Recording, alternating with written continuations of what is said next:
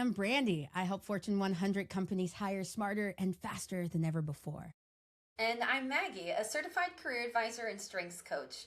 And this is Career Unmapped, where we help you navigate the modern job market because careers don't come with GPS. In today's episode, we're talking all about everyone's most hated word. Yes, that word is networking. And we're spending time on this because we promise it's not as hard as you think. That said, we know it may come easier to some than others. So we want to give you a blueprint to help you feel confident because it really does matter in helping you with navigating your career. Exactly. First, let's double down here and acknowledge that again, networking it is really easy for some and really hard for others. Extroverts, I am guilty of this. We kind of thrive on engaging with people. We love talking about work over cocktails, while introverts or people, honestly, who just have busier lives than I do, can't stand the idea of drinking cheap beer and eating cold pizza on a Tuesday night. So, they're going to avoid networking events in particular like the plague. And some people might not think those examples you just gave even count as networking. There's this idea that there's a right way to network, and I think what's most important here is that it can be different for different people. For some, it really does mean talking shop over a cheap beer with a slice of pizza, but for others, it's attending a more formal professional networking event. What matters most is that the way you network feels authentic to you. Because we've all been there when we can tell someone is forcing themselves to do something that they don't want to do. And that is when it really starts to feel awkward. And honestly, can I just say, even for me, it's almost always awkward. Meeting people you don't know or reaching out to randos on LinkedIn, it's weird and it's uncomfortable. And that doesn't mean that you don't do it because we know that networking, it matters more than it ever has before. So why? Why does it matter? Today, the average corporate job gets over 200 applicants. Even if you're a great fit, you're competing with hundreds of other qualified people. So networking is how you skip the line. It's how you go from being one of 200 to being the one someone knows. I mean, to be honest, every single job I've ever gotten in tech in particular has been based on a referral. The current job where I'm at now, like I met the hiring manager, Tom, on an industry Slack channel. Like I saw that he was doing something interesting. I reached out to him for a conversation just to learn more about how he had set up this new learning initiative that he had. And then one thing led to another, a couple conversations later, and he eventually asked me if I wanted a job, and I wasn't even looking. I've also had experiences where I've built such a great relationship with the hiring team that even though I didn't get that one particular job as I was in the kind of recruiting process, they asked me if I was interested in anything else at their organization. So networking has been like super important for my career. Same here. It's actually how I was able to switch careers. The company I now work for presented to my faculty when I was working in academia. I stayed in touch by attending webinars and connecting with their team on LinkedIn. And when I found a job I was interested in, this job I have today, I reached out to my contacts. I applied on a Tuesday and was hired literally 2 days later on a Thursday. I've never had a hiring process go so quickly, and it's because they had already vetted my experience from the professional relationship we had. The problem with networking is that everyone thinks it needs to be like one particular thing and you have to do it one particular way. And then everyone, waits till the last minute to do the networking because they hate it. They think it's going to be awful. It's really stressful to start networking the minute that you need a job. But like we both experienced, most times it's through these networks when you're not looking for a job that it leads you to a new one. Couldn't agree more. So, Brandy, you have a really great metaphor for how you look at networking, particularly when you're actively looking for a job versus when you're not. Yeah, so I really see networking in two different paths, right? And I call it gardening and fishing. Gardening is long term. You're planting seeds, you're building relationships, and over time, those relationships grow into new opportunities. Fishing is short term. You're reaching out with a really hyper specific goal in mind, like I just need a response from somebody, or I need a conversation, or I need a referral, but it's happening like right now. Gardening helps you build your network. Fishing helps you activate it. So let's actually deep dive this a little bit. I want to talk about gardening first because it's honestly my favorite way of doing things. With gardening, it's the type of networking that honestly it's going to take the longest, but I find to be the most fruitful because in the end, you not only have opportunities, you hopefully have some friends that you get to connect with. Both Maggie and I have shared some examples of how we have planted seeds and how those have grown into new opportunities. The key to this gardening metaphor is the seeds you plant are seeds of friendship, which sounds so funny here when I say that. The goal here is building connections, real connections with people that will someday turn into real opportunities. The goal here isn't that it's transactional. It's about finding like-minded people. So for my story with Tom, like I liked what he was doing. I was genuinely interested in learning more. So when I reached out, my genuine interest is what grew into something more. That's the power of gardening. It helps us to build real relationships with real people. And I think a major thing to call out here is that the recruiters we work with also focus on gardening. They want to develop relationships with candidates so that when it is the right time, they have someone they can tap to bring into the organization. This came up a lot when I was supporting undergraduate students. Even though they weren't looking to hire someone until they had graduated, recruiters were super interested in forming connections with freshmen. We also see this a lot in early careers with internships. Someone comes in, learns about the company, forms relationships at the company. That is super important for recruiters who then want to officially hire you into that company later on. And actually, Brandy, you gave me some great advice recently. Even though I may not be currently or actively looking for a new job, you encouraged me to still respond to every LinkedIn message I get from recruiters because you never know how things will change, and it's important to start building those relationships now. So 100%. that really, covers the groundwork. You want to help people want to help you when the time comes. So that's gradual gardening. What's your advice for fishing? Yeah. So to fishing, it's all about, I'll backtrack. Yeah, so I call it fishing because you're casting a net out into a sea of random people and hoping you get just one bite, one person to put your name forward for a new job, a referral, another contact that you're trying to make. I'm going to be real honest here. Fishing, very hard. Okay. It's also the kind of networking that like 90% of people think of when they think, oh, I got to network now. No one likes it. Rarely do you find someone who's like, yeah, this is my jam. Because it's honestly just like cold calling. It takes a lot of tenacity and it deals with a lot of rejection. So you have to have a lot of thick skin. But it can be very, very effective. No one really likes getting randomly pinged on LinkedIn just for a referral. It feels really impersonal. But someone who's good at fishing, they can make a random LinkedIn message to a random person feel like it was written specifically for you. And with the right consistency at the right time, you can catch a really, really big fish, like a hiring manager that hadn't even posted the job yet, who wants to bring you in for a next stage interview, right? You get to skip the whole process. I've seen it happen. Hell, I have done it. While I much prefer gardening, fishing is often the faster approach to that referral. The key to great fishing, though, is never give up. Like you have to really try new ways of selling yourself. You got to put yourself out there quite a bit. And you have to figure out how to not take the inevitable rejection personally.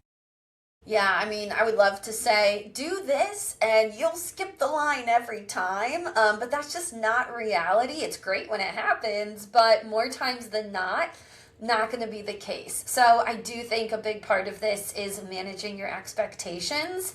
Fishing doesn't always land you the job, but it can open the door to a conversation, which often leads to that referral. I personally get a lot of requests on LinkedIn for referrals, and honestly, approach matters to me. I lean towards gardening because I value relationship building, but I also respect the courage it takes to send a cold LinkedIn message.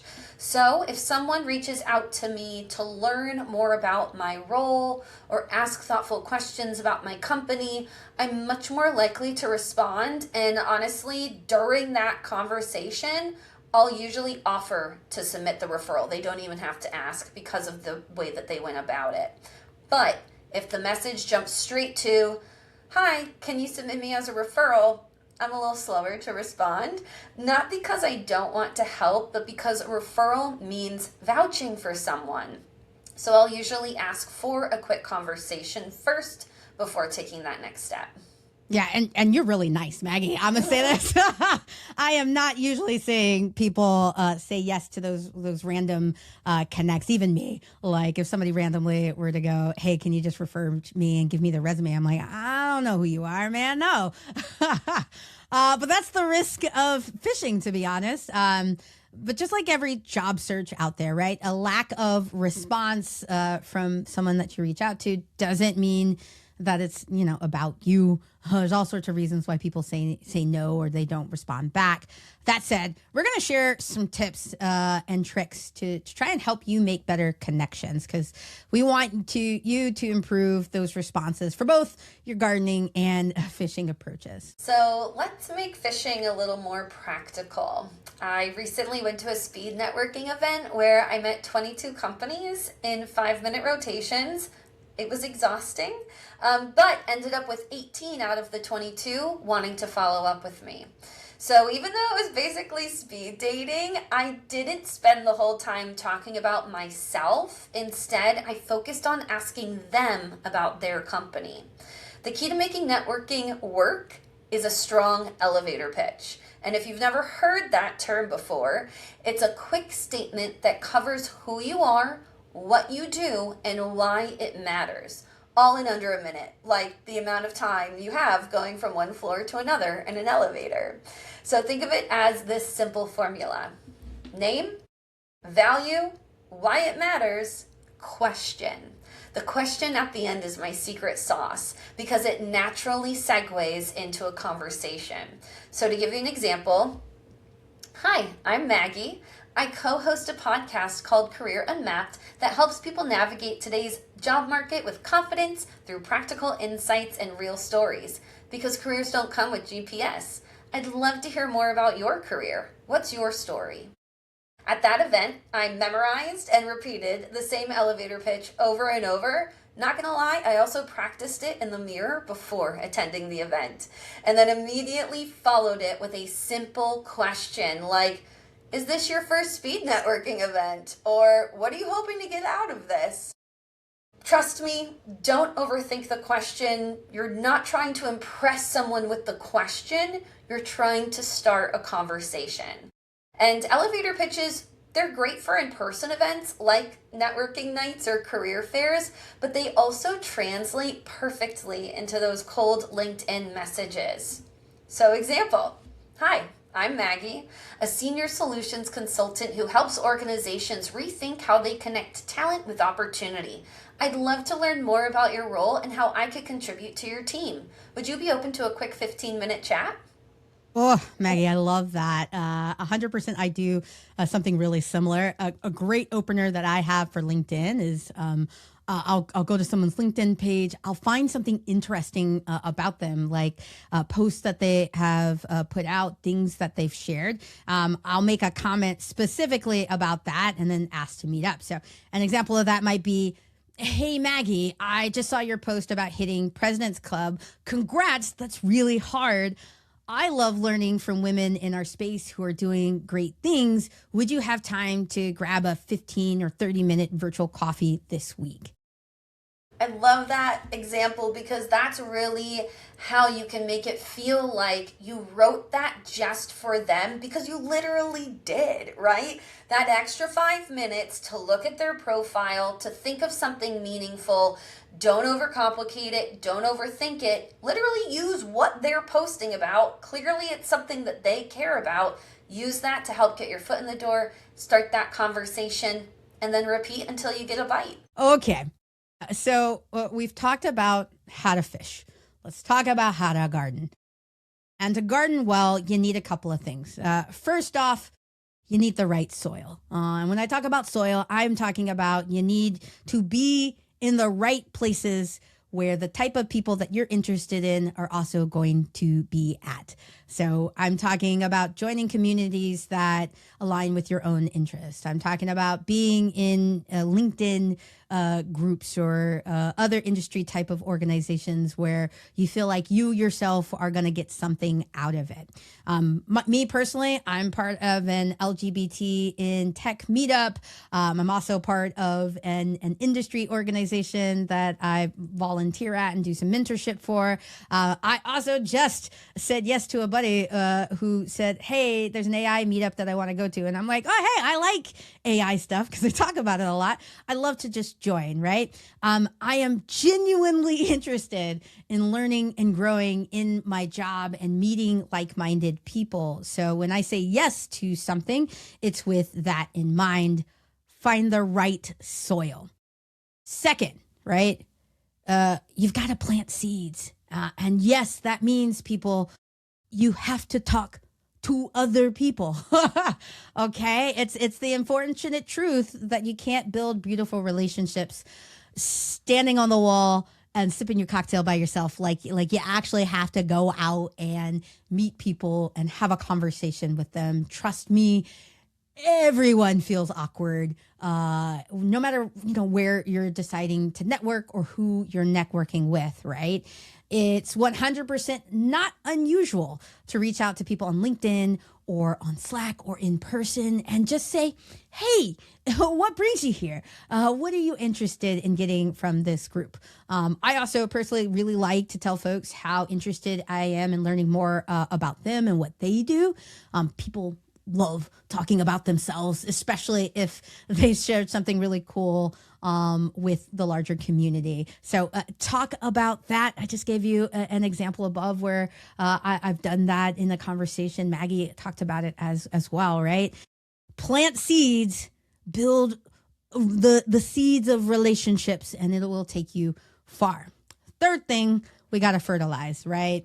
Now, this is all about how you nurture those little seedlings, those little relationships that you started. And it's all about follow-ups, right? These are intended to be like natural, really growth focused, like very, very authentic.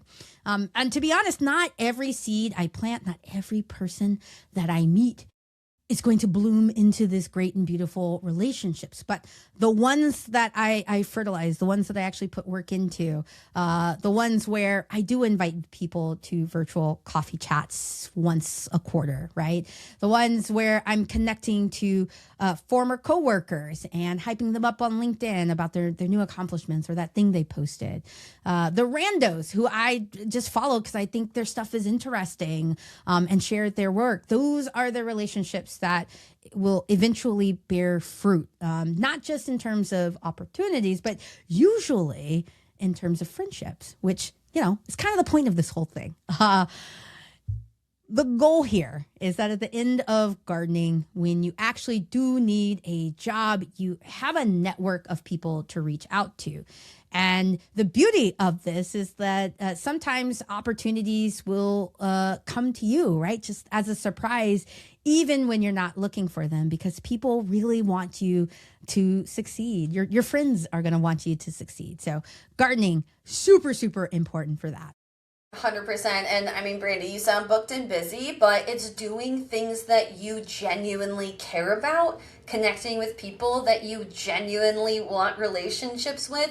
So even though, I think a lot of people think networking, yes, work is in the name networking, but the goal here with gardening is for it to not feel like work. because it's aligned to interests and things you genuinely care about. So now that you know the how, let's focus on the when. And your approach to either garden or fish really comes down to your goal. Are you looking to plant seeds, build relationships, make professional friends over time? Or are you looking to get an outcome from your interaction as soon as possible? One approach isn't better than the other, but it's all about what fits your personality and what you feel most comfortable doing. Absolutely. Listen, you need to force yourself. You don't need to force yourself into a version of networking that feels fake. I hear that all the time too. Oh, I hate networking because it's so fake. The best way to set yourself up for success is to set manageable goals and to show up in places where you do feel comfortable. So that might mean like, hey, send out a message to a new person once a week. Maybe that's set up a coffee chat once a quarter for someone that you just met, or try and comment on posts consistently, or go to a meetup where you get to connect with a community of like-minded people. Key here is small, consistent actions over the big, uncomfy ones. I love that you mentioned commenting on posts. If you haven't checked it out yet, we talk a lot about that in our last episode on personal branding and LinkedIn. Consider it a guide on how to be authentic while getting your story seen by the people who can make a difference in your career journey and the people who you really want to network with. Yeah, so here's the takeaway, right? I know we talked about a lot. Here's the one thing to remember, right? First off, choose whether you're going to be gardening or fishing, or, I mean, sometimes both. Sometimes you got to do a little bit of both. 2, set manageable goals. 3, have a simple elevator pitch ready for any sort of interaction that you do. And then last but not least, stay consistent, because it's the consistency over time that does it. And, you've got this. It's not about knowing everybody. It's about being known by the right people. Yes, indeed. All right, folks. We'll see you next time on Career Unmapped, because, hey, careers don't come with GPS. Thanks, everyone. Did I hit stop? I did.